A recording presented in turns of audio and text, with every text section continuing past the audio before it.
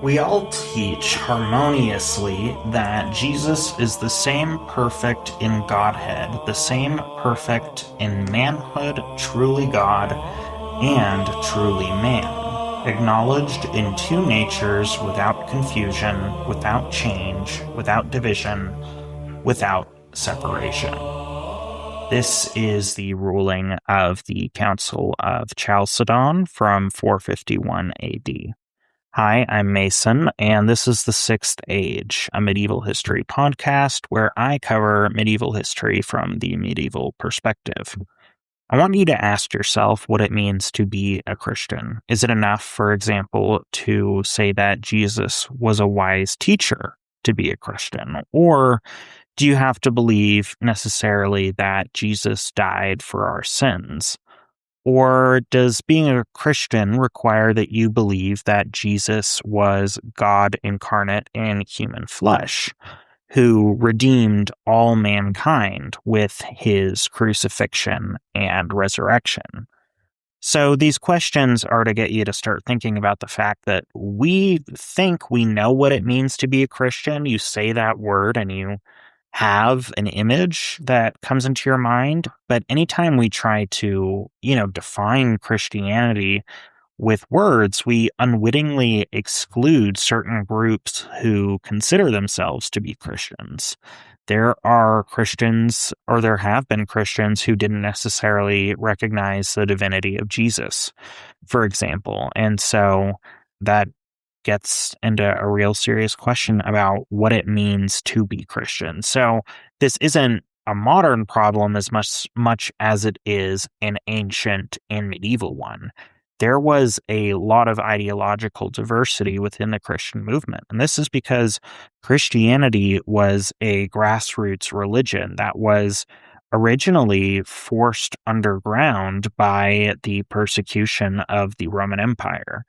So by the time Christianity was adopted as an official religion of the Roman Empire by Constantine, there were hundreds of different Christian communities spread across the Roman world, each with their own ideas about what it meant to honor Jesus Christ. Before Constantine's conversion to Christianity, there was no one way to be a Christian.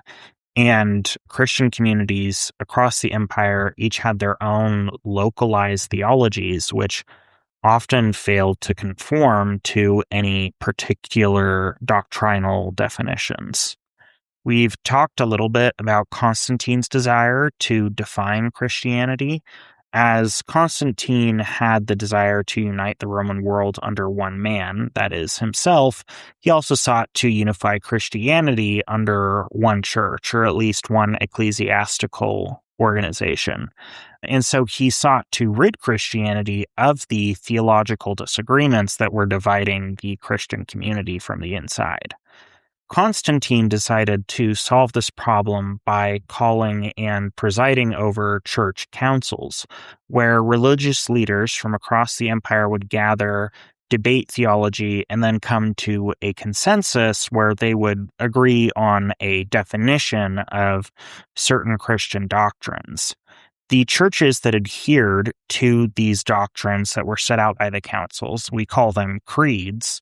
The churches that adhere to these creeds were considered orthodox. And what I mean by that is they were in line with the imperially sanctioned doctrine. Because in order for any church council creed to be enforced, you basically needed the compliance of the Roman emperor and the Roman state. If the Roman emperor wasn't willing to force clergy out of their positions, if they weren't adhering to the creeds, then, the creed is in effect a dead letter. So it's really reliant on what the emperor is deciding should be enforced across the Christian world. So if you are out of line with the creeds that the emperor has decided to back up, you're not orthodox, you are heretical. And what I mean by that is that you are out of line with the officially sanctioned doctrine, and therefore you were considered to have been breaking away from the, so-called unified Christian world. So while Christian belief is very much influenced by the grassroots before Constantine's conversion, after Constantine, Christian doctrine becomes more controlled by the grass tops. And this is because emperors played a particularly active role in defining Christian doctrine and enforcing Christian doctrine. So keep this in mind. Also keep in mind that throughout this episode, we are going to be touching on this kind of thematic struggle between orthodoxy and heresy. We have talked a little bit about why heresy was considered to be such a problem. Early Christians and Christians throughout the Middle Ages genuinely believed that believing the wrong thing about Jesus or God could condemn you to hell. And so if people are spreading beliefs that you believe are wrong, then you are going to be terrified that these people are essentially condemning their community to go to hell because they're making their community doubt their faith and start to believe things that aren't orthodox. And so heresy is viewed as a sickness by ancient and medieval Christians. It is a sickness in that it spreads. They considered the spread of heresy to be viral, and they considered it to be deadly and damning. So that when people, renounced their faith, became heretics, or started to believe these heretical doctrines, they were essentially condemning themselves to hell. And so if you're a good Orthodox Christian, you'd want to cut these heresies off early. You want to cut them off before they have a chance to spread, before they cause people to doubt their faith or renounce their faith or start to believe the wrong things. Because if you cut heresy off early, you are saving hundreds or thousands of people from being condemned to hell over the wrong beliefs. This all begs a really interesting question. What does it mean to be a heretic? So, scholars of the early church have really investigated this question in recent years.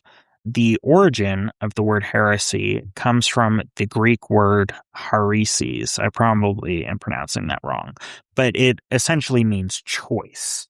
So, there's this idea that the origins of heresy may not have necessarily been, heresy originally may not have necessarily been viewed as being problematic. It's just viewed as a difference. But, maybe later on, by the time Constantine gets into power, we start to really see this idea of heresy being viewed as something dangerous. But we have to, examine the biases of medieval people. It's usually not the heretics themselves that were writing things down or had their writings preserved. It's usually Orthodox Christians writing about heretics, and they do so in very biased terms. They view these heretics as evil, but were these people really evil, or were they just nonconformists who wanted to worship God in their own unique way? That's a question that we'll really have to look at and, try to parse out through all the bias that we do have from the ancient sources. Anyways, I want to start at the beginning of the Christian community. And I'm talking here in about the years immediately after the crucifixion of Jesus of Nazareth. So after Jesus is crucified, his movement seemed to dissipate. And something happened soon after Jesus' crucifixion that gave his movement a new life. Obviously, people who believe in the Bible say that this thing that breathed new life into his movement was his resurrection. Obviously, as historians, we try to look at things through, a less supernatural lens, but it is difficult to say what that change could have been. So what we know for a fact is that Jesus's followers, after Jesus had died, recommitted themselves to his mission, and they started teaching that Jesus was resurrected, that he had risen from the grave. And so a lot of these people actually preached that Jesus had appeared to him appeared to them after he was crucified. So the community of Jesus followers that were in Jerusalem, in Judea, after the time of his death, formed a council that was based in Jerusalem. And as far as we can tell, this council was led by a man called James, who is believed to be the brother of Jesus. There's a lot of debate over whether or not, he was Jesus's literal brother, obviously acknowledging that Jesus had a literal brother throws the perpetual virginity of Mary into doubt. And so there is a bit of a debate about that in these early ancient and medieval sources. Some people have suggested that James could have been Jesus's cousin or maybe a spiritual brother rather than a literal brother. As far as I can tell, I believe we are talking about Jesus's literal brother by the name of James, who is leading this council.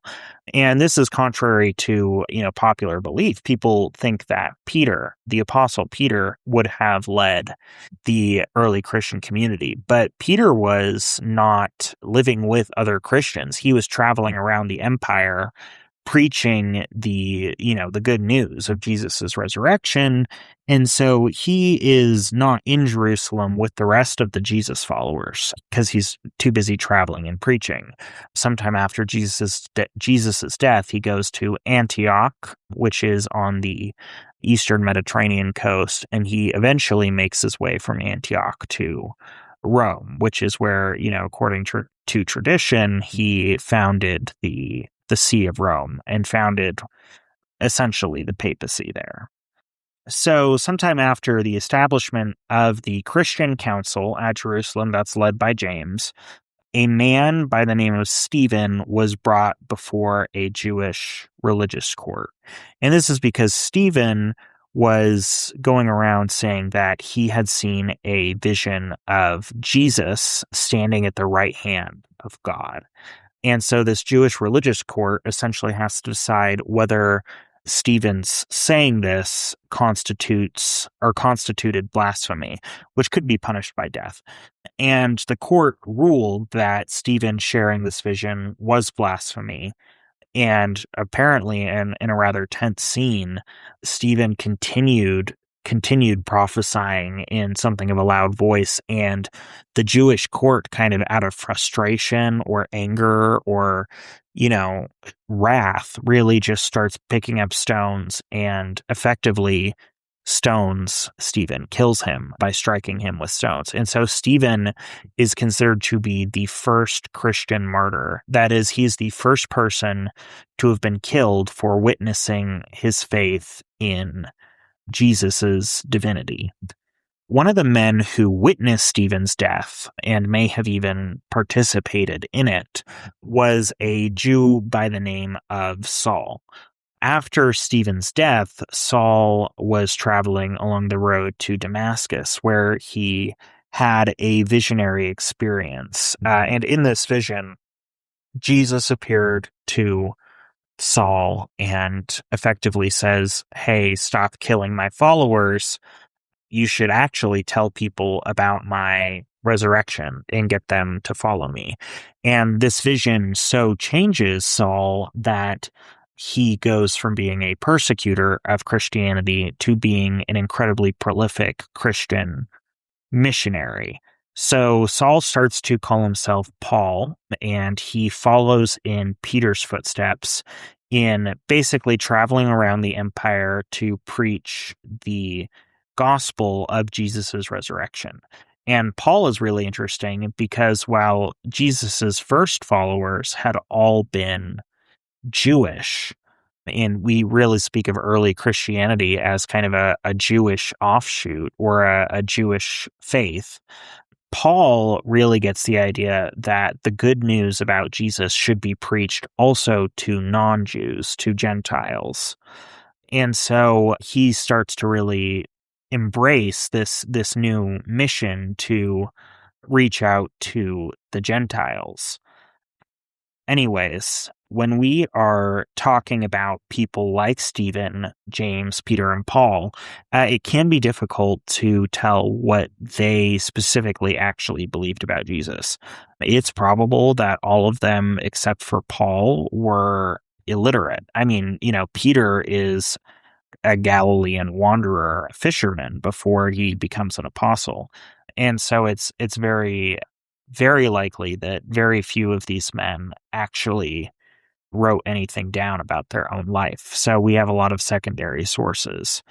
And it's also tough because the gospel accounts of Jesus's life had not been written down at this stage of Christianity. So there's no real Christian scripture at this point. But we do have something, close by that would actually later on be incorporated into the Bible. And these are the letters of Paul. Paul was well educated. He was a Roman citizen as well as a Jew. And so he was literate, and he was an excellent writer. I mean, he wrote letters to Christian communities across the empire, kind of instructing them in how they should practice their faith. And the fact that he spent so much time doing this shows you how much need there was for someone to really define this early Christian movement. And Paul does a good job of this, specifically in his letter to the Christian community at Corinth. In this letter, Paul writes, "Christ died for our sins in accordance with the scriptures. He was buried, and he was raised on the third day in accordance with the scriptures. Then he appeared to Cephas, then to the 12. Then he appeared to more than 500 brothers and sisters at one time, most of whom are still alive, though some have died. Then he appeared to James," this referring to the brother of Jesus, "then to all the apostles. Last of all, he appeared also to me." And Paul is referring to his visionary experience on the road to Damascus. He's not claiming that he met Jesus immediately after the resurrection. But in this letter, we do get some of the very basic seeds of later Christian doctrine. Paul really is elucidating kind of the core beliefs of what it means to be a Christian, that Christ died for our sins, and what that means is also a matter of debate. But Paul essentially says Christ died for our sins, he was buried, and then he was raised from the dead. But Paul doesn't argue that Jesus was God. There's not a lot of evidence for that belief at the time of Paul's writings. And, that's something that does tend to, or we believe, got defined in Christian doctrine a little later. It seems that, the idea that Jesus was resurrected from the dead was kind of a precursor to the later idea that he was also in some sort of union with the Godhead. The prophet Isaiah wrote a lot about the coming Messiah, the Savior of the Jewish people, suffering for the iniquities of the Jewish people. And so Paul is really building on this tradition when he says that Christ died for our sins. But Isaiah was being very specific about the Messiah suffering for the sins of the Jewish population. And Paul expanded on this idea to say not only did Jesus die for the sins of the Jews, he died for the sins of all people. And so Paul essentially turns Jesus from a Jewish Messiah into a universal Messiah. Now, how widespread was Paul's view of Jesus? It's hard to say. We do know that there was an early disagreement between Paul and the council in Jerusalem, which was led by James. James actually wrote a letter to Paul. I don't know if he wrote it himself or if he dictated it, because like I said, it is possible that he was illiterate. But in this letter, which is now known as the Epistle of James, he chastised Paul because Paul had been teaching that people could be saved by believing in Jesus, that they didn't necessarily have to perform any of the old Jewish rituals to be saved and resurrected like Jesus. And this is really problematic for James. James is a very, very Jewish Christian. He believes that there is still a place for the Jewish temple, for the Jewish cleansing rituals in kind of Christian doctrine. And so when James is writing that, he writes in this letter that it's not enough just to have faith, but that you must also do works. You must also demonstrate your faith through certain deeds. And the deeds he was referring to was specifically the performance of the Jewish rituals. It seems that James, forced Paul to undergo a purification ritual at the Jewish temple because he had been preaching doctrine that James believed was not in line with what his brother Jesus had been teaching. And so while most of our primary sources for the early Christian, doctrine come from Paul, it seems from this episode that it was actually James, the brother of Jesus, who had the most say, considering that he was able to really pressure Paul into undergoing this purification ritual. Most of the people who knew Jesus in his lifetime were Jews, and so as James accounts, there was this decision to continue practicing the Jewish rituals, even as they were preaching a form of Judaism that did differ from mainstream Judaism at the time in a couple big ways. But Paul rejected the idea of kind of Christians needing to continue performing the Jewish rituals. He believed that Jesus's coming had fulfilled the old Jewish laws. So he didn't believe that new Christians needed to be circumcised or that they needed even to keep kosher. But James disagreed. It was Paul who did eventually win out because James's community in Jerusalem was frankly not very successful in preaching their message to the Jews. In fact, Paul had much more success preaching to the Gentiles. And so we see Christianity move from a Jewish breakaway sect to a less Jewish faith because most of its believers, thanks to Paul's work, did not have a Jewish background.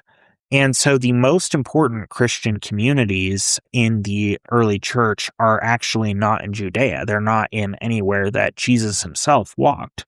The most important communities were actually established by Peter, Paul, and their followers in important Roman imperial cities, specifically the important cities of Rome, Alexandria, which is in Egypt and was the capital of the Ptolemaic dynasty before they were conquered by Octavian Caesar, and then the city of Antioch, which I believe is in modern-day Syria, but it's certainly on that eastern Mediterranean coast. Peter and Paul in particular seem to have really preached that Jesus's return, because they believed that Jesus would return and judge everyone who had ever lived. They were preaching that Jesus's return was imminent. They believed that they would see it in their own lifetimes, and that when Jesus returned, he would raise everybody who had ever lived from the dead, and he would then judge them. And those who believed in Jesus as the Jewish Messiah, as someone who died for their sins, would dwell with Jesus forever in their risen body. Those who did not believe would be judged and destroyed, cast into flame. The message of this, imminent apocalyptic return of Jesus was really popular among the Roman underclass who identified themselves with the persecuted Jesus, and they seem to have really relished in the idea that Jesus would return and overturn their traditional power structures, because there was a lot of preaching that Jesus favored the poor, he favored the meek. And so women and slaves in the early empire were like, yes, we can't wait for Jesus to return.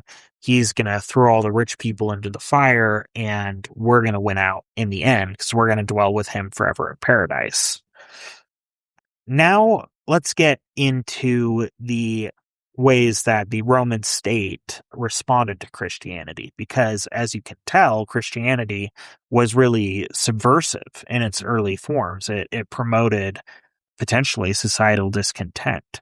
So the Emperor Nero scapegoated the Christian community for the Great Fire, which occurred in the city of Rome, destroyed a bunch of buildings. And Peter and Paul, who were living in Rome around this time, were caught up in the scapegoating process. And it seems that Nero actually had both of them executed for treason. And so both of them have died and became martyrs. They were killed for their faith. And so early on, we start to see this real development of this cult of martyrdom in Christianity, because Christians would venerate people who died for their faith, died for their belief in Jesus. And, they would keep relics of people who had been killed for their faith. They would venerate sites where those people had lived. And in the case of Peter, it's the tradition that Peter is martyred in the city of Rome that led to Rome being seen as one of, if not the most important Christian city in the world. What happened to Christianity after its original leaders were killed? This is where it's harder to say. Local Christian communities without men like Peter and Paul that could come and settle theological disputes, they went underground and they started to develop their independent ideas about Jesus. But people couldn't agree on a few key issues, namely the nature of Jesus. Was he human? Was he divine? Was he both? And then the nature of salvation. Who would be saved?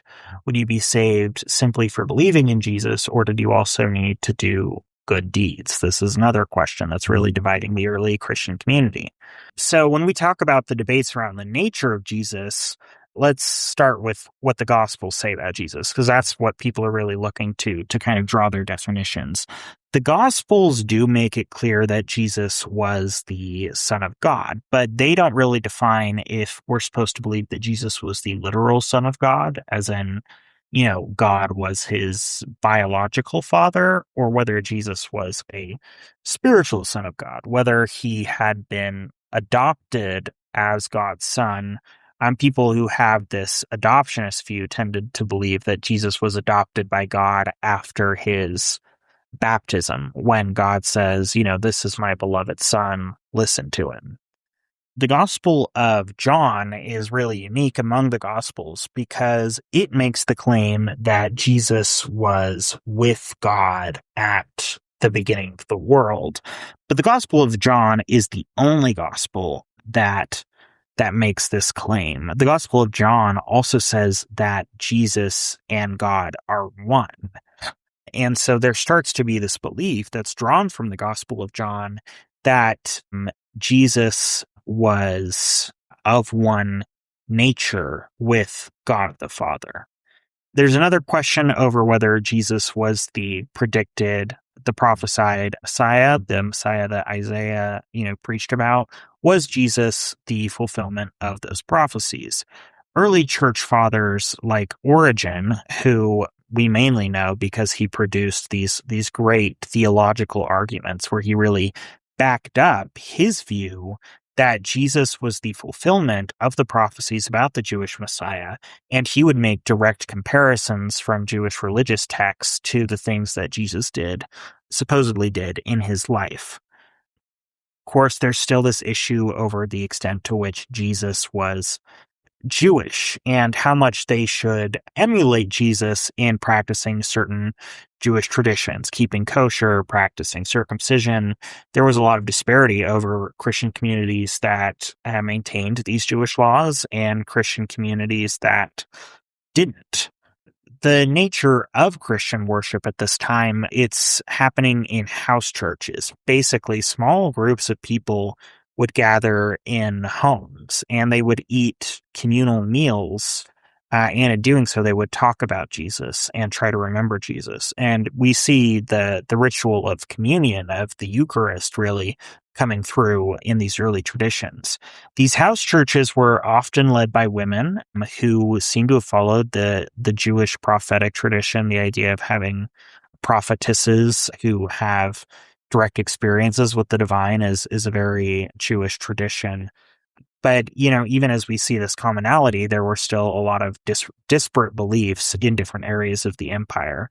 Because it really isn't until the 3rd century that we start to see Christian communities really establishing church leaders, bishops and priests, who just so happen to be, almost entirely male. And so we do see a transition away from this more female tradition around this time.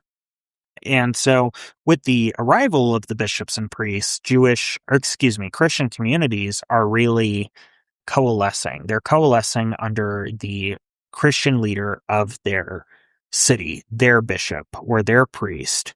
And even though this helped a lot of views within cities coalesce, it really didn't solve the issue of disagreement on theology between cities. You would see bishops and cities disagreeing with each other about matters of theology. And so there's a question of how are they supposed to settle these disputes? Who do they appeal to basically get a ruling on who has the right view and who has the wrong view?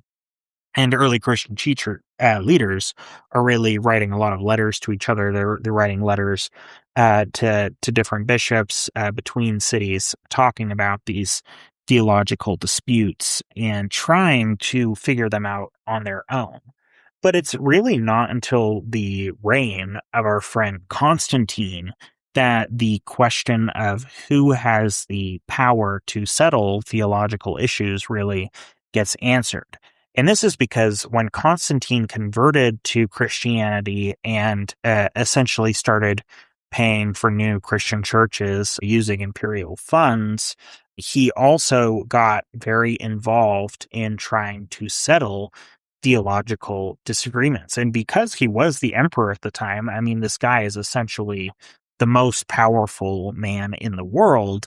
He has a natural legitimacy to settling these issues. Remember, Constantine is still the Pontifex Maximus, the high priest of Rome, even as he, is converting to Christianity.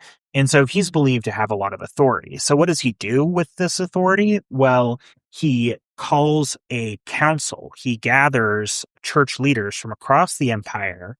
He lays out the issues, and then he says, okay, you guys are going to make a decision, and then I, as the emperor, who has the state apparatus to back me up, the military and police to back me up, am going to enforce what you guys decide. And usually the enforcement mechanism is that Constantine would see to it that priests who rebelled against the decisions of these councils would be forced out of their preaching positions and oftentimes exiled from their cities. We've talked about the Donatist controversy, which is sprung out from the idea that baptisms that were performed by people who recanted their faith during Diocletian's persecution weren't valid. And Constantine saw that this issue was getting really controversial, so he called a church council in the western part of the empire in 314 AD. And the church ruled that, they really believed in this idea that the church was a church of all sinners. This is an idea that Peter supposedly developed. And so they say it doesn't matter whether or not your priest recanted his faith. That doesn't change the fact that the rituals that he's performing are still valid. And if you disagree with us, you're a heretic, and the emperor is going to see to it that you get kicked out of whatever church you're preaching in, and that your church and your flock is given to a priest that is teaching what's in line with the new council decision. The next big issue that the Christian community is dealing with is the controversy over the relationship between Jesus and God. The Gospels say, of course, Jesus is the Son of God, but they don't expound on what exactly that means. So if you're a Christian theologian that's living around 325 AD, you're keenly aware of two views. There is a view that is promulgated by the Bishop of Alexandria, whose name just so happens to be Alexander, so Alexander of Alexandria. And then there's another view of a priest that is also based in Alexandria named Arius. And so this is a conflict that starts within a Christian community, within the community of Alexandria, but it didn't stay in Alexandria. This debate spread throughout the empire, and it would rage throughout the empire for centuries. Alexander, the bishop, is teaching that Jesus and God were of the same substance, and that both were eternal. Neither one predated the other. So Alexander is teaching the idea that Christians now, hold to, this idea of the Trinity, that God is made up of three distinct parts, which are equal and co-eternal. Arius disagreed.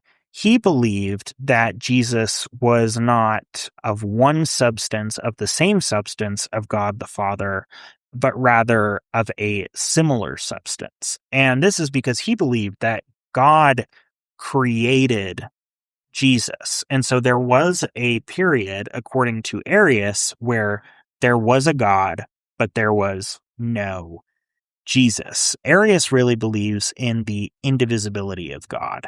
And so he's basically questioning the divinity of Jesus, because he's calling into doubt the relationship between Jesus and God, saying that they aren't one being, they are not of one substance. So there's a real fear among people that disagreed with Arius that Arius was demoting Jesus from his rightful status of being on at least equal status with God, if not necessarily God himself. So keep this in mind going forward. Alexander believes God and Jesus are of one substance and that they are co-eternal. Arius is preaching that God created Jesus, and while they are of similar substances, they are not of the same substance. Alexander, same substance, co-eternal. Arius, different substance, and God existed before Jesus. This is a theological debate, but it's also a debate about how much power a bishop should have to regulate preaching inside his city. Alexander, as the bishop, really believed that he had the sole power to kick Arius out of the city. Obviously, Arius disagreed.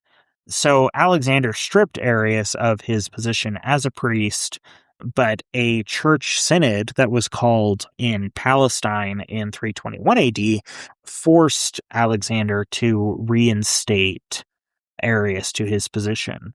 Arius wrote to the priest Eusebius of Antioch, and Eusebius really agrees with Arius and starts spreading Arius's view.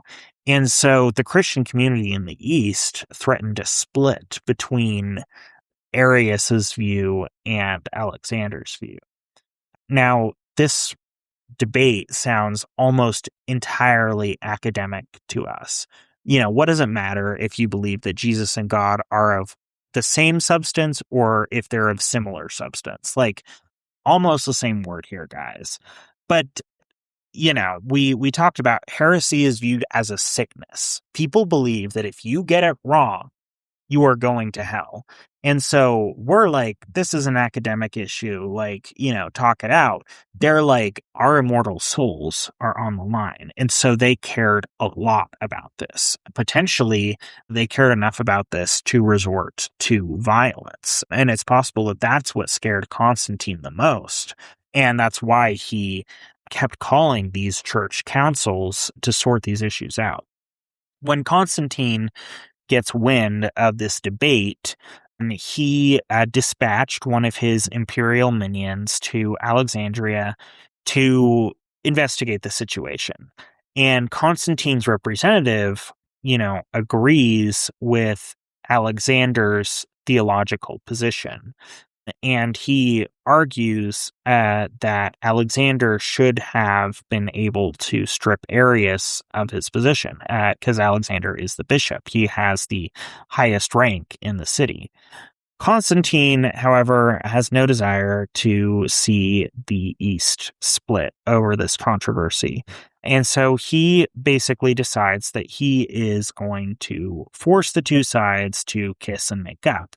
So he calls all of the bishops from the Eastern Empire to the city of Nicaea, which is close enough to Constantinople that he could actually personally oversee the council.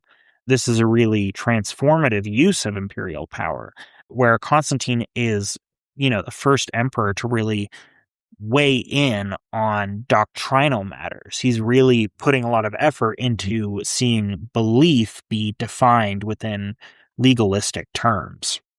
So 270 bishops from around the Eastern Empire convene in Nicaea. The Western Christians were actually unconcerned about the Arian controversy. It's really an Eastern issue, and so very few of the Western church leaders actually show up. So Constantine opens the council by giving a speech. And in his speech, he says, all right, this is an issue. Y'all can't leave until you figure it out. So after giving a speech, he turns around, he locks the doors behind him, and he's like, all right, I'll come back when they've come to an agreement. So, effectively forced to get over their differences. Constantine is kind of like the mom that's forcing the two kids to like hug and make up in this situation. The bishops really start getting into it. And so they start by proposing some written statements of doctrinal belief. These are codifications of Christian doctrine, and they use very, kind of like legalistic language, basically setting out a legal definition of what it means to be an Orthodox Christian. And so they set out some of these creeds, and they decide that they're just going to vote on the creeds. Whichever creed gets the most votes wins, basically. That's going to be the new doctrine. Arius starts off by proposing a creed, and in his creed he says, God created Jesus. And even though Jesus has not always existed, he is still very special because he was specially created by God. This creed does not get a majority vote. It gets shot down. The bishops were really concerned about the idea that Jesus was created by God, that there was a time where there was a God, but no Jesus, because everybody was created by God. I mean, if we're getting technical about it, according to Christian doctrine, God created you, me, everyone. And so if God also created Jesus, then what makes Jesus more special than your average Joe Schmo on the street?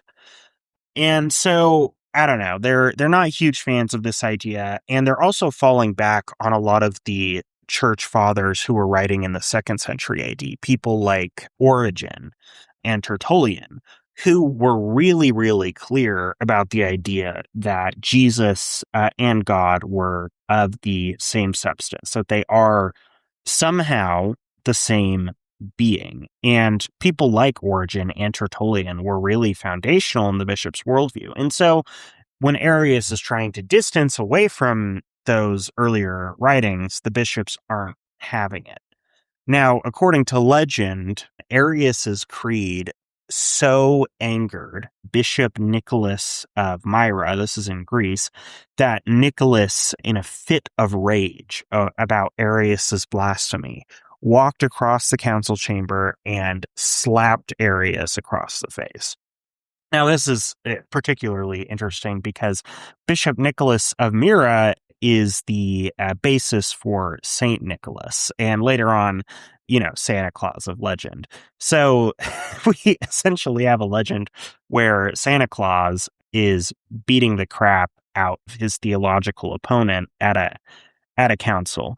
This incident is probably legendary. It's not recorded in any of the primary sources of the council, but it does give you an idea of how intense this debate was, how high emotions were about this issue. Now that Arius's creed was voted down, the council turned to the creed that Bishop Alexander, the Bishop of Alexandria, set out. Arius really attacked Alexander. He claimed that Alexander believed that Jesus and God the Father were the same person. And this doesn't make any sense because in the Gospels, Jesus is referring to his Father in heaven. He's not saying like, hey, pray to me who art in heaven. He's saying pray to our Father who art in heaven. Alexander refutes this claim. He says that Jesus and God the Father aren't the same person, but they are of the same substance. They are united in being and they are united in purpose. So Alexander argues that God is made up, the one true God is made up of three persons, three different beings who have the same substance, are all co-eternal with each other, and who are united in purpose. And these three beings are, of course, God the Father, Jesus the Son, or God the Son, and the Holy Spirit. So Alexander's basically setting out the doctrine of the Trinity. The council voted, and Alexander's view it won a majority. So Constantine comes back. He's like, hey, glad you guys agreed. I'm going to enforce this new decree. So I'm ratifying it. And because of this creed, the Orthodox Christian position is that of the Trinity. God exists in three parts, and there is equality between the three different parts, the Father, the Son, and the Holy Spirit. Arius's view is declared heretical, and Constantine forbade Arius to preach and exiled Arius from Alexandria. Arius actually goes to reside in a monastery in Egypt, and he spends the rest of his life basically writing articles and letters about why he was right and the Council of Nicaea was wrong. Constantine, he's happy to have the matter wrapped up, and any bishops who agreed with Arius kept their thoughts to themselves because they didn't want to be exiled like him. But, now the Council of Nicaea is kind of considered one of the turning points of Christian history, but at the time, there's no indication of this. Almost no bishops from the West participated in Nicaea, and even Constantine went back and forth about the ideas that were put forward at Nicaea. Constantine actually tried to rehabilitate Arius later on in his life. And the Western bishops, as intense as this debate is in the East, the Western bishops are almost completely unaware of this debate and its importance. So later on in his life, Constantine seems to have felt kind of bad for Arius. He allowed Arius to return from exile, and Constantine really tried to get Arius and Alexander to reconcile. But Alexander was a real stick in the mud. He refused to readmit Arius to the Alexandrian church. Alexander is saying, this guy cannot preach. He is a heretic. Eventually, Alexander dies, and he's succeeded by a bishop named Athanasius. And Athanasius is just as pissed about Arius, if not more pissed about Arius, than his predecessor. And Athanasius actually writes a book condemning the Arian view. And it's the spread of Athanasius's ideas that really start to affect the idea that Arianism, the ideas of Arius, are heresy. They are poisonous, they are sinful, and more than anything else, they are wrong. And Athanasius's treatises really were widely read in the West. And so in the West, where people are unaware of this debate over Arianism, they're essentially taking Athanasius's characterization of Arianism for granted. And this is obviously kind of unfair to Arius because Athanasius is super biased. He basically spends the whole treatise setting up straw man arguments, describing Arianism, but doing it in a way that really makes the Arians look bad. He actually claims that the Arians are effectively polytheists because they were saying that God the Father and God the Son were different beings, but they're both divine. And so there is, according to Athanasius, a belief in two different gods, and that's polytheism. And if you're a Christian, one thing you know is that you are not a polytheist. You are a monotheist. You believe in one God. And so if someone's coming along and saying, hey, this idea is trying to turn us into polytheists, you're naturally going to have an inclination against that. And the Hebrew Bible, which early Christians studied and believed in, condemns polytheism over and over again. So they wanted nothing to do with this whole Arian idea. And Athanasius's legacy is really that he was able to effectively convince everyone in the West, all the bishops in the West, that Arianism is heretical. Unfortunately for Athanasius, the bishops in the East were getting really sick of all the controversy. And so they decided the best thing to do is basically force Athanasius out, get him out of Alexandria, and then the whole Arian matter can settle down. And so they send a commission to Alexandria, and the commission finds that one of Athanasius's assistants had apparently contributed to the destruction of a relic, and the same assistant had apparently assaulted another priest. And so this commission is saying that Athanasius is corrupt, his assistants are doing all this crazy stuff. So Athanasius hikes it to Constantinople. He shows up and he's basically asking Constantine to protect him, to guarantee his position in Alexandria. But Constantine is also apparently really fed up with the Arian controversy. And so he's like, all right, Athanasius, get out of here. He exiles Athanasius to Trier in modern day France.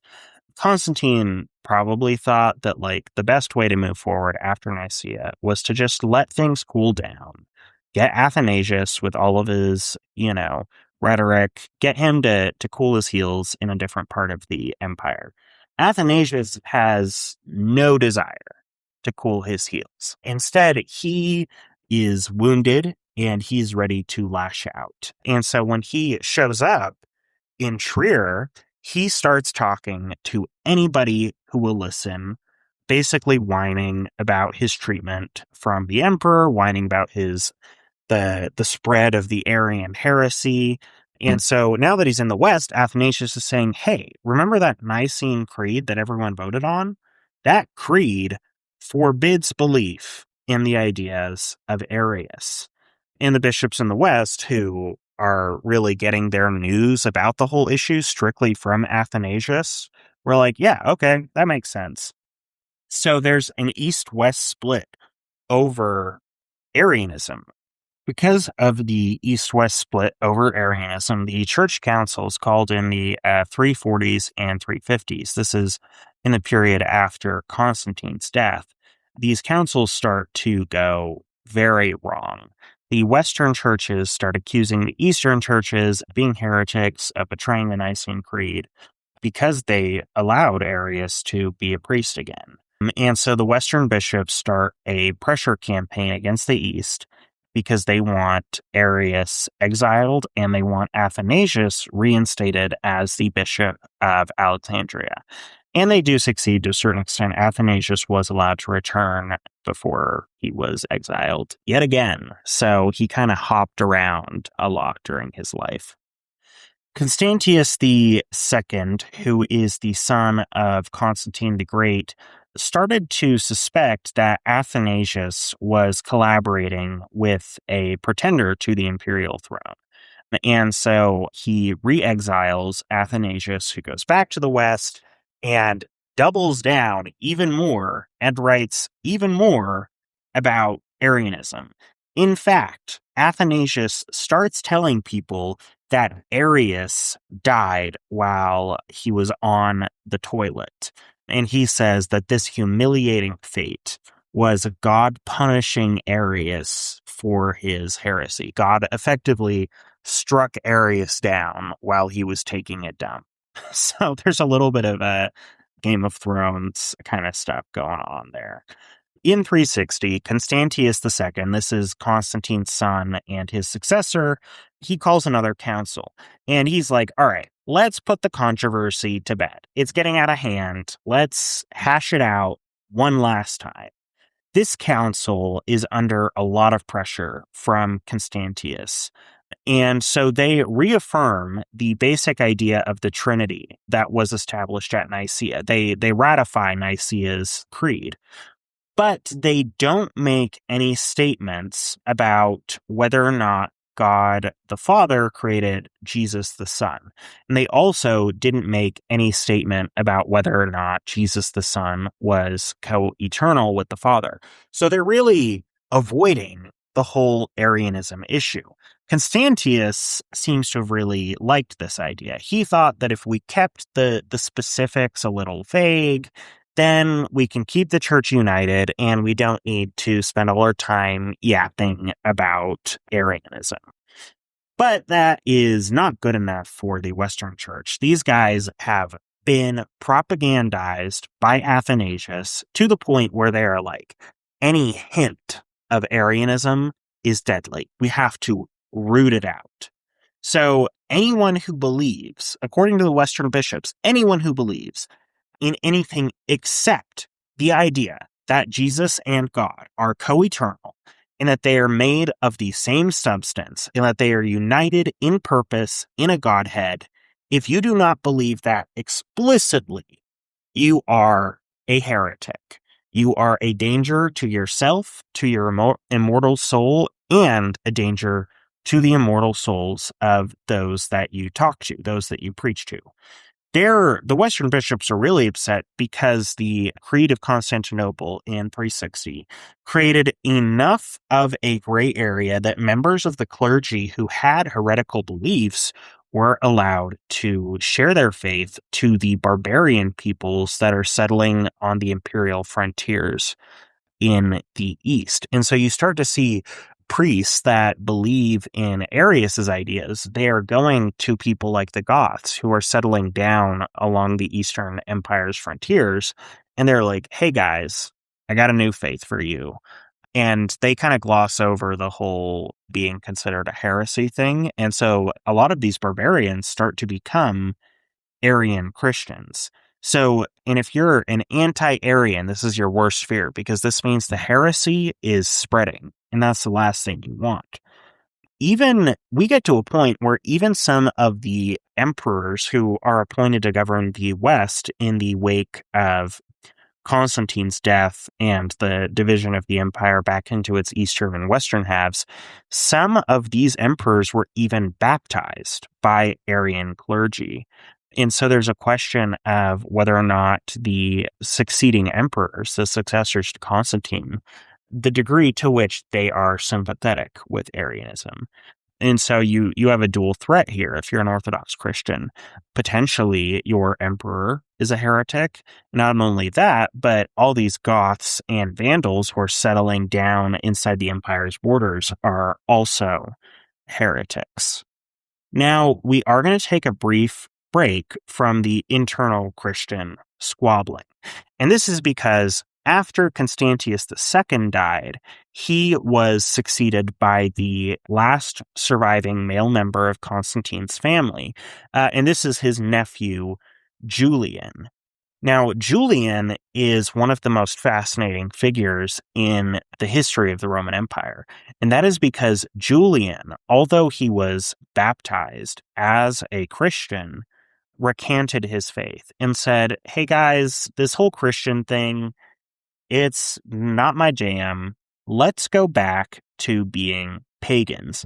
Julian was really influenced by the works of people like Plato and Aristotle, and he thought that the Greek philosophers had it right. Paganism is the way to go. This whole Christian thing is just causing too many problems. Let's go back to paganism, because the best days of the empire, the days of people like Octavius Augustus, were occurring when the empire was explicitly pagan. And so because of this, Julian thinks that if the empire returns to paganism, it'll be a return to the glory days of Rome. Now, if you're a Christian leader at this time, you are freaking out because you've spent all this time fighting over Arianism, and then out of nowhere, all of a sudden there's a pagan on the imperial throne. And so they were not happy about this, and they start to call Julian, because he had given up his faith, they start to call him an apostate, which is the worst thing you can be if you're a Christian. Being an apostate means that you accepted the faith and then later on rejected it. And according to some interpretations, being an apostate is the only unforgivable sin. in Christianity. Let's talk a little bit about Julian. He ushered in a pagan renaissance. So, like I said, Julian was raised as a Christian, but he received a classical education. So he's really raised on Plato and Aristotle. And Julian became convinced of Plato's view of God. Plato believed that God was a rational spirit that underlied all the aspects of reality. And Plato argued that this God could take many forms, like the forms of the various spirits of the Greek pantheon, but there's still this idea that God is one, he just takes different forms. Julian really bought into this idea. And so when he ascended the throne, he started restoring pagan temples to their rightful owners, and he allowed public pagan sacrifices to be performed. Essentially, Julian is doing for the pagans what Constantine did for Christianity. He's giving the pagans wealth, power, and he is elevating them in status. Julian is particularly interesting because he's the first Roman emperor since Marcus Aurelius to have written down his philosophical ideas. Julian is a prolific writer. He starts writing arguments in favor of the ancestral gods and mailing them off to different cities in the empire. In one letter to the people of Alexandria, Julian reminds them that Egypt was the greatest. It had the greatest glory when they were worshiping pagan gods like Serapis. What had Christianity brought Alexandria, Julian writes, but controversy and strife over Arianism. Whereas the pagan gods, when they were in charge of Egypt, Egypt was fabulously wealthy and, became the breadbasket of the Roman world. Egypt is exporting a lot of grain to feed Italy, essentially, and becoming very rich in doing so. Julian's writings make it clear that if he had been lucky enough to reign for decades, like Constantine, he would have taken a very active role in trying to turn back the tide on Christianity and reinstate the ancestral cults as the empire's preeminent faith. Luckily for the Christians, Julian unfortunately dies only 2 years into his reign. Julian gets it into his head that if he's going to be a good emperor, he has to beat the Persians in battle. And so he kind of invades Persia without provocation. And the Persians are, of course, not having it. And so they defeat the Roman Empire in battle. And while Julian is retreating, he is hit by a Persian spear, and he later on dies. Christians across the empire are super pumped. They think that God killed Julian for being a blasphemer. And Julian is immediately succeeded by the Emperor Jovian, and then later on by the Emperor Valentinian I. And both of these guys are Christians, very much in the tradition of Constantine. They were soldier emperors. And Christianity was really popular among the military at this time, thanks to, the supposed help of the Christian God in winning battles like the Battle of the Milvian Bridge under Constantine. And so after Julian, there are no more pagan emperors. Every Roman emperor in the West and in the East is explicitly Christian at this point.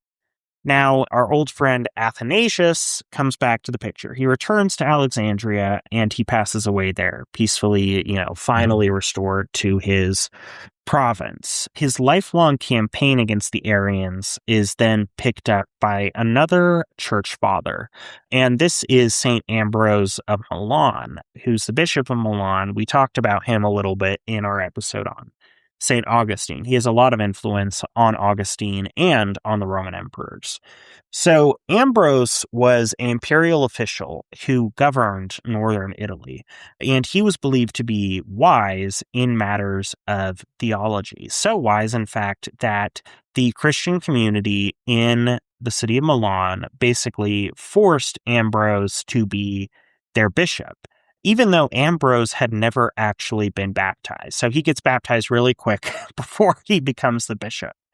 And he really seems to have enjoyed this new role. He wrote literally hundreds of letters to the Roman emperors. This is Valentinian I, and then the Emperor Valens, and then the Emperor Gratian. And he really advised them on religious matters. Ambrose was particularly influential in his view that the Nicene Creed was explicitly anti-Arian. And so if you're a Nicene Christian, you cannot support Arianism.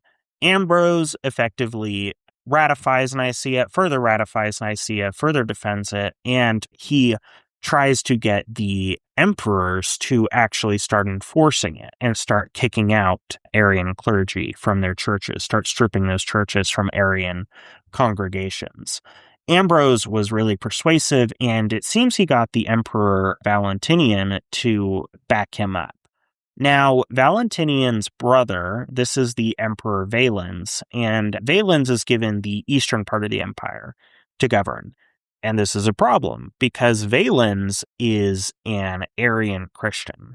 So the barbarian peoples that are settling down in the Eastern Empire are being sent Arian missionaries from Valens. So the religious persuasions of the emperors, Valens in the east, who is an Arian, versus Valentinian in the west, who is not an Arian, these different views are having an effect on conversion of new Christians. The Christian church at this point is not an independent entity. It really relied on the Roman emperors to enforce the Christian doctrine.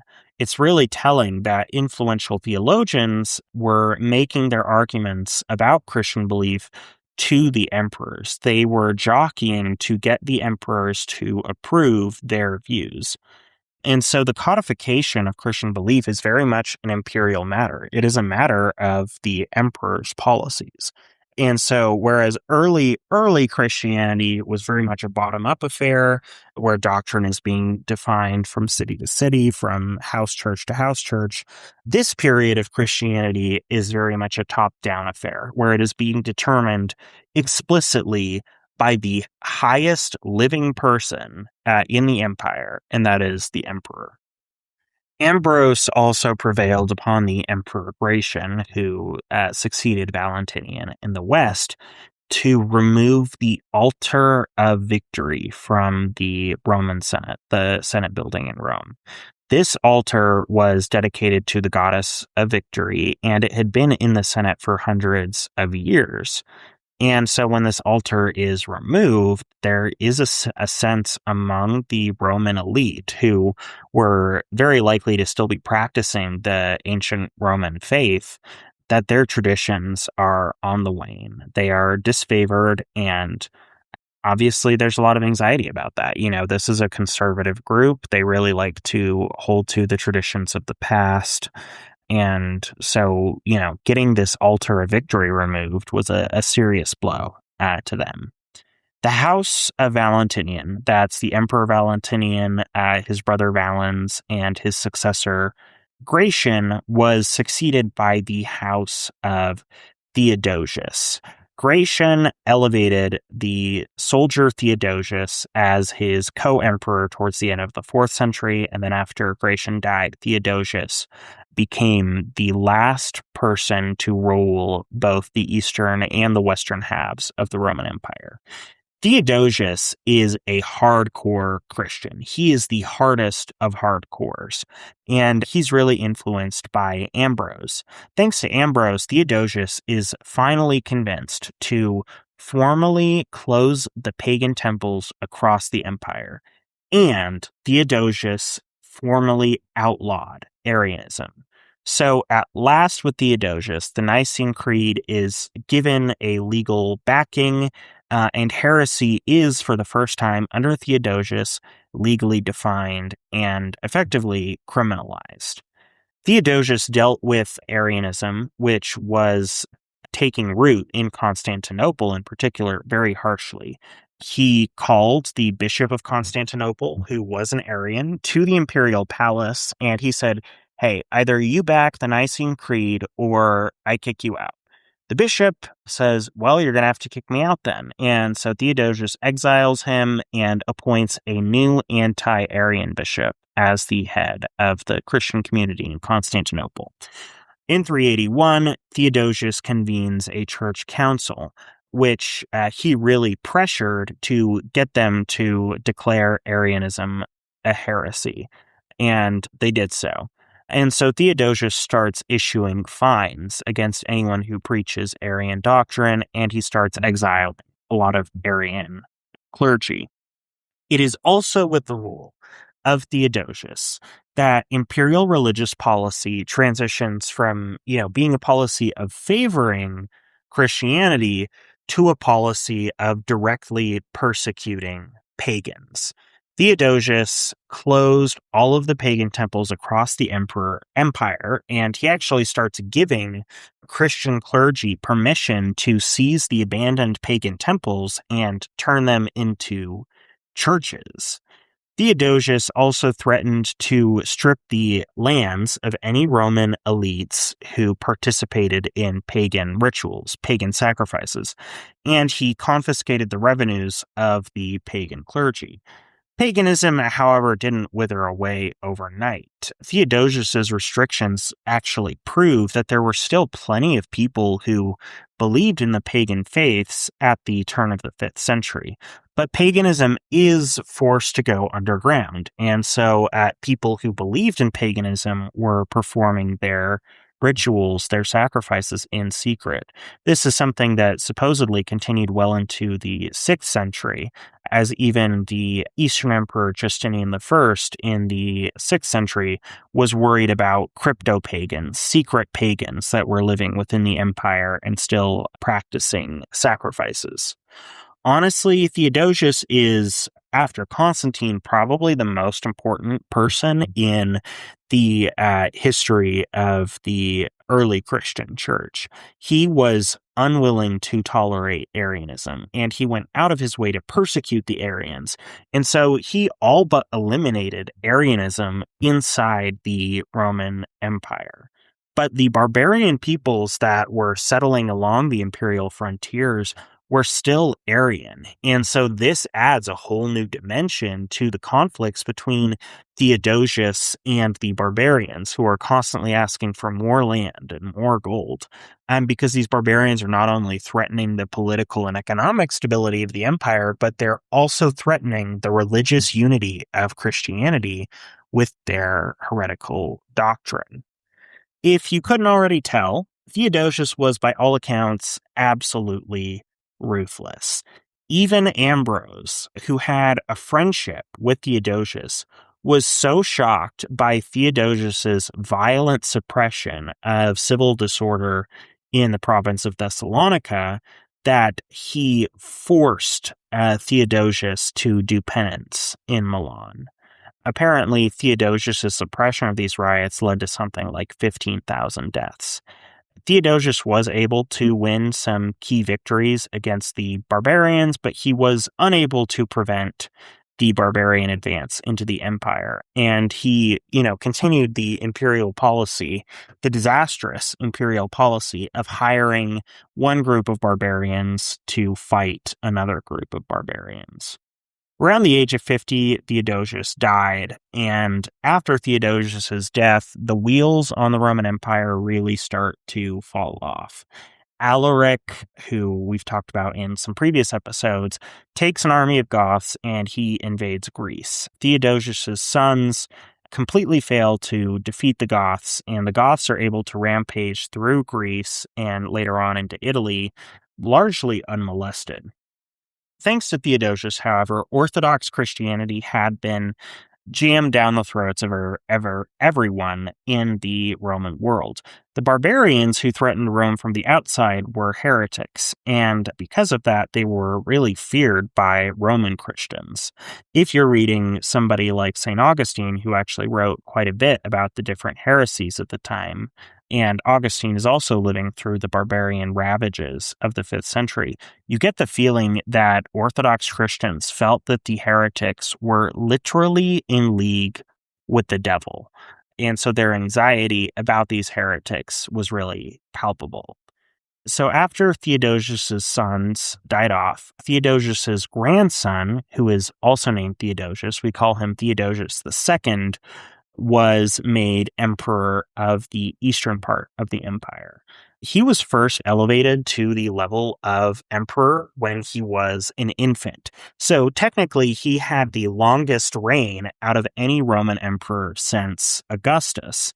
Theodosius II is kind of like Julian. He's a scholarly guy, and he is known for spending a lot of time assembling the Theodosian law code.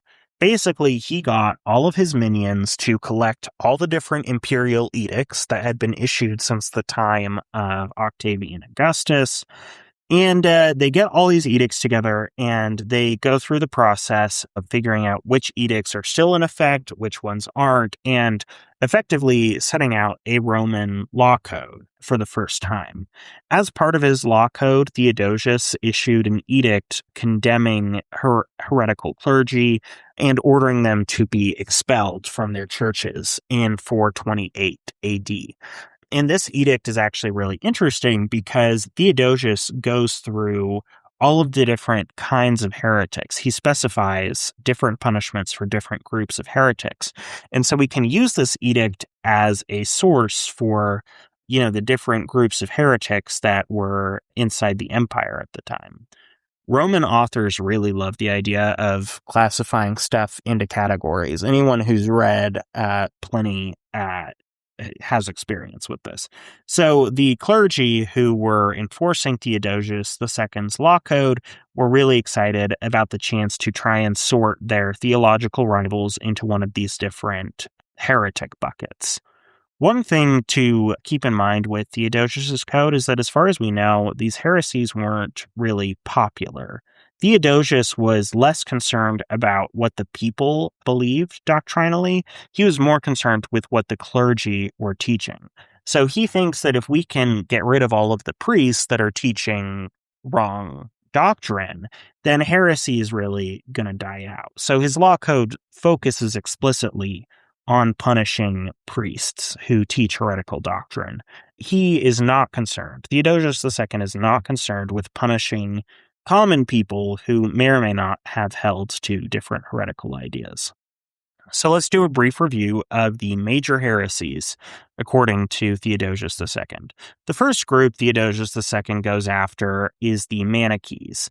We talked about the Manichees in our episode on St. Augustine. This is a 2nd century religion that was founded by the Persian prophet Mani.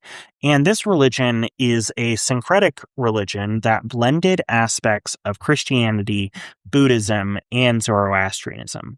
Calling this group a heresy implies that they were Christian, which we now know is not the case, but the Romans believed that they were a Christian offshoot. So Theodosius's law code is actually harsher against the Manichees than it is against all other heretics. And this is because Manichaeanism was fairly popular inside the Roman world, and so it was believed to be more of a threat.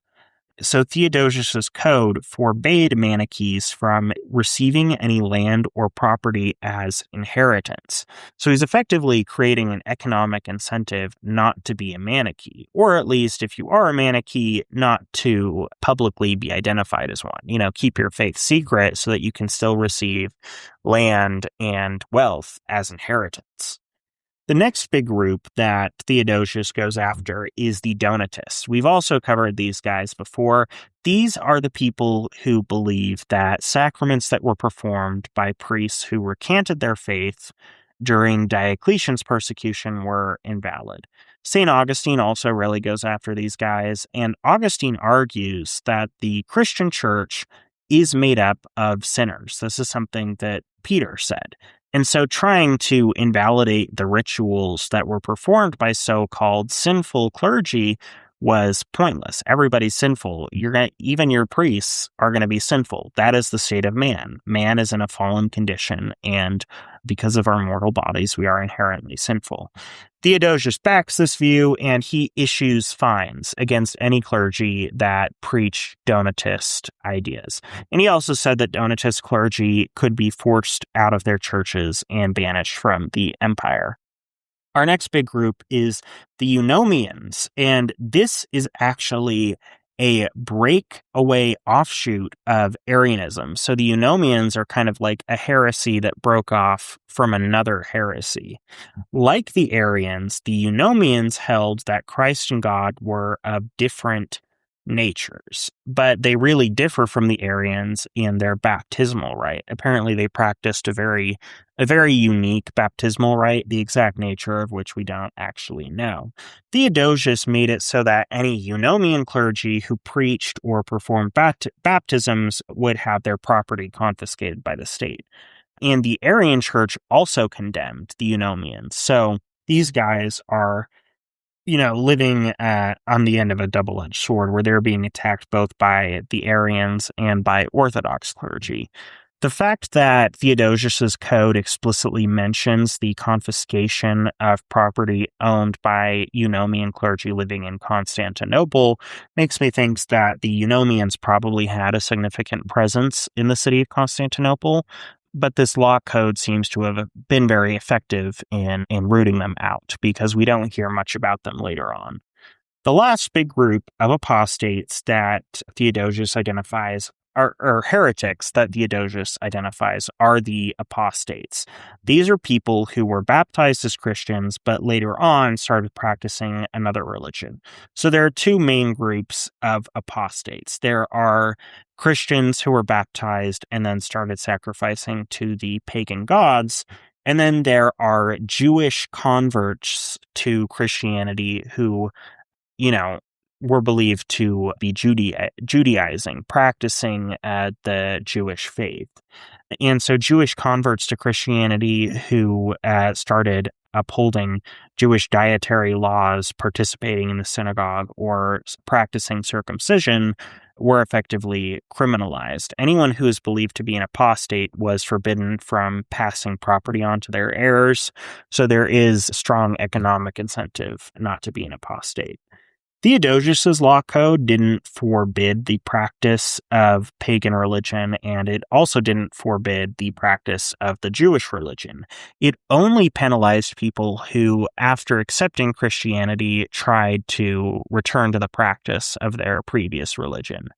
Theodosius's law code also didn't explicitly penalize Arianism, and this is because Theodosius preferred to straddle the line between orthodoxy and Arianism, kind of like Constantine and Constantius did, rather than favoring one side over the other. Theodosius plays both sides of the debate really well, to the extent that both Orthodox Christians and Arian Christians believe that Theodosius was a member of their respective churches. It's also during Theodosius's reign that yet another theological controversy starts.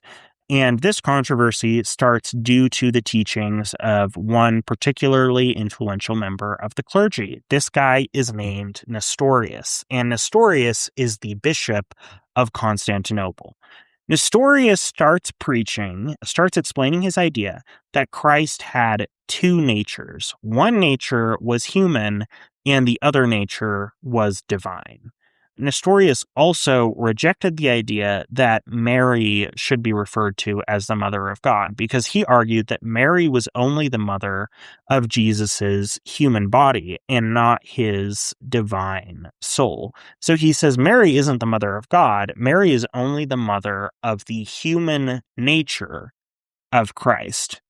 Nestorius' teaching is honestly in line with a lot of the attacks on Arianism that Orthodox Christians had been making, but the main issue that he ran into was the veneration of Mary. Christians by the 5th century absolutely loved Mary. She is the theological equivalent of the rock star. People are venerating her all over the place.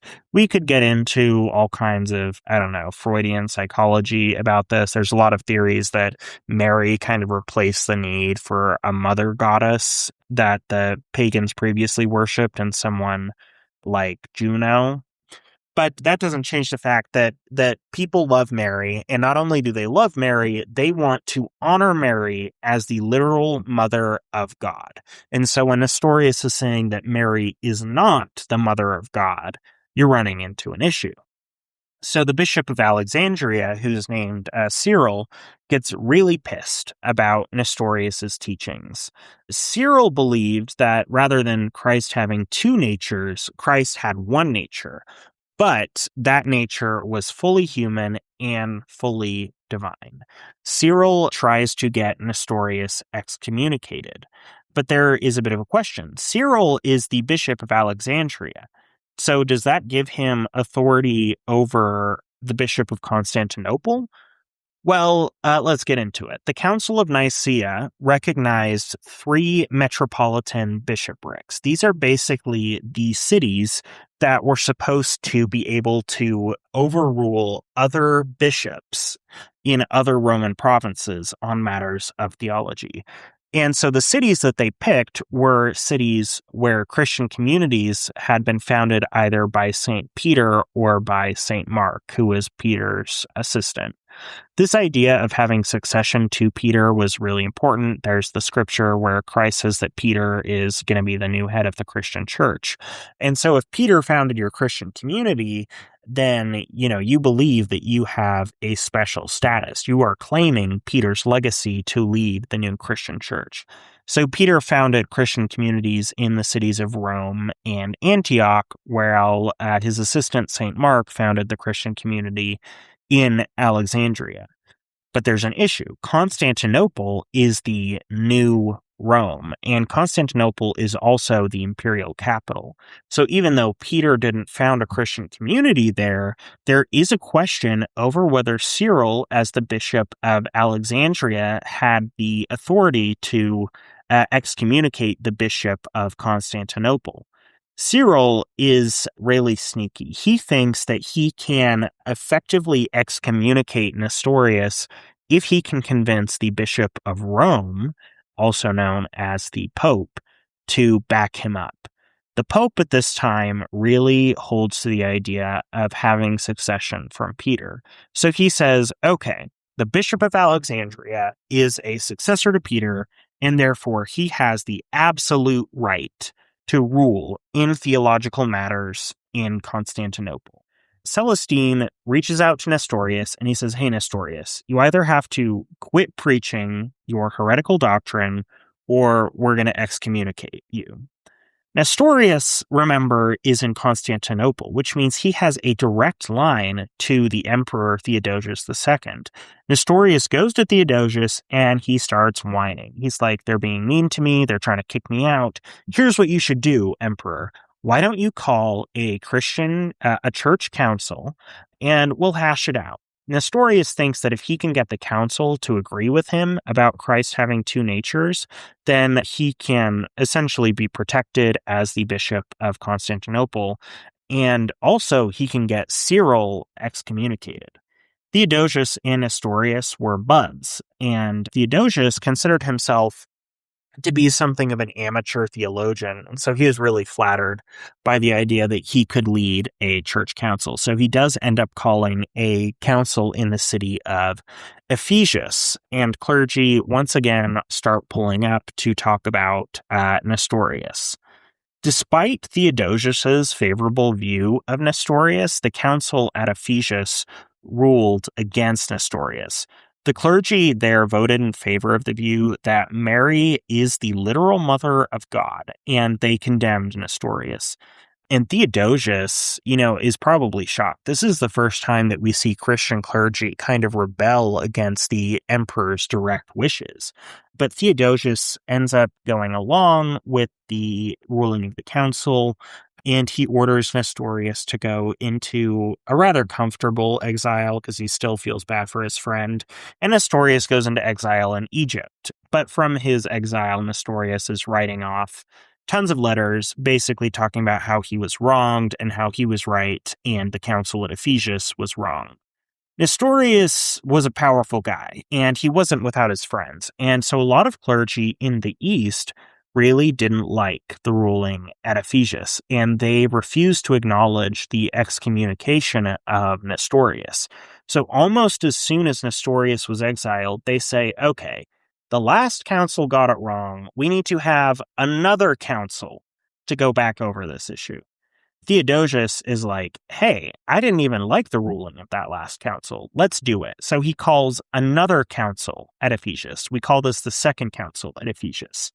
But this council, once again, ruled against Nestorius. And this council argues that Christ, instead of having one or two natures, Christ only had one nature. But this council says that instead of Christ having a fully human and a fully divine nature, Christ only had a divine nature. And this pissed off the Pope, because the Pope believed that Christ had one nature, but that Christ's nature was fully human and fully divine. He thought they were watering down Christ's human nature. So the Second Council at Ephesus leaves something to be desired in its ability to resolve the theological issues. Unfortunately for Theodosius II, he didn't live to see the convocation of the final council. This is because he was thrown from his horse in 450, and he succeeded by the Senator Marcian.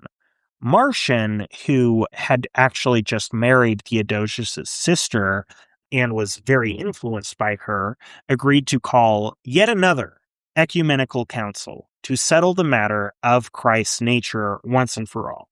He calls the council in the city of Chalcedon, which was really close to Constantinople. It was also really close to the Danube frontiers. So Marcian effectively put it there so that he could oversee the council, but also dip out really quickly in case any barbarians decided to cross into the empire. The Council of Chalcedon is the biggest church council that we have covered so far, which suggests that the Eastern Roman clergy were finally ready to set these theological controversies aside once and for all. The Pope sent 2 legates to represent him, and some North African clergy also attended, but it was still mainly an Eastern affair. With more clergy in attendance, the Pope's legates were able to convince the clergy that Christ had one nature, but that nature was fully human and fully divine. And the members of the Council at Chalcedon voted to endorse this view. They also voted to overturn the Second Council of Ephesus. They ratified the Creed of Nicaea, and they re-condemned the Arian Church. Lastly, the council also agreed that Constantinople should be regarded as the second most important city in the Christian community, because as the new Rome, Constantinople should have the same honor in matters of clerical precedence as the old city of Rome did. Chalcedon precipitated the largest Christian schism before the schism between the Eastern and Western churches in the 11th century. This is because Nestorian Christianity was popular among Christians in Alexandria and Antioch. But Marcian immediately put edicts into effect, forcing any clergy who rejected Chalcedon to give up their jobs. And so a lot of clergy from Alexandria and Antioch who really bought into Nestorianism fled the Roman Empire and reestablished their churches in Ethiopia and in Persia.